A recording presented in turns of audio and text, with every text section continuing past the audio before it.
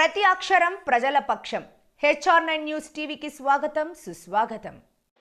కడప జిల్లా బద్వేలు పట్టణంలోని సీమాంక్ హాస్పిటల్ నందు గత సంవత్సర కాలంగా ఖాళీగా ఉన్న గైనకాలజిస్ట్ డాక్టర్ పోస్టును తక్షణమే భర్తీ చేసి నిరుపయోగంగా ఉన్న స్కానింగ్ తక్షణమే బాగు చేసి పేద ప్రజలకు అందుబాటులోకి తేవాలని కోరుతూ సిపిఐ ఎంఎల్ లిబరేషన్ పార్టీ ఆధ్వర్యంలో బద్వేలు రెవెన్యూ డివిజనల్ అధికారి కార్యాలయపు అడ్మినిస్ట్రేటివ్ అధికారికి వినతి పత్రం ఇవ్వడం జరిగింది. ఈ సందర్భంగా ఆ పార్టీ చంద్రమోహన్ రాజు మరియు జకరయ్యలు మాట్లాడుతూ బద్వేల్ పట్టణంలోని సీమాంక్ హాస్పిటల్ కు వందలాది మంది గర్భిణీ స్త్రీలు తమ బిడ్డల పరిస్థితిని తెలుసుకోవడానికి మరియు కాన్పుల కోసం నిత్యం వస్తుంటారని, అలాంటి పరిస్థితుల్లో పేదల వద్దకే వైద్యం అని పదే పదే ఊదరగొడుతున్న ప్రభుత్వ పెద్దలు మరియు అధికారులు నేడు సంవత్సర కాలంగా ఖాళీగా ఉన్న గైనకాలజిస్ట్ పోస్టును భర్తీ చేయకపోవడం చాలా బాధాకరమని, పేద ప్రజలను మోసం చేయడమేనని వారు విమర్శించారు.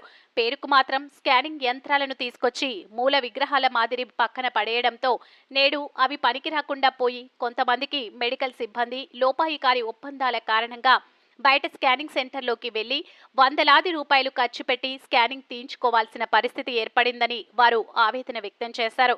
HR9 న్యూస్ ఏపీ మరియు తెలంగాణ రాష్ట్ర ఇన్ఛార్జ్ ఎం రామచంద్రయ్య, ఏపీ ఇన్ఛార్జ్ హృదయనాథ్. కారణంగా దాదాపు వారం రోజులు 10 రోజులు అక్కడనే ఉండాల్సిన పరిస్థితి, దానివల్ల అదనపు ఖర్చులు భరించాల్సిన పరిస్థితి ఏర్పడుతూ ఉంది. తక్షణమే పర్మనెంట్ గా గైనకాలజిస్ట్ ను అక్కడ నియమించాలని చెప్పి, ఆ రకమైన చర్యలు తీసుకోవాలని చెప్పి వినతి పత్రం ఇవ్వడం జరిగింది.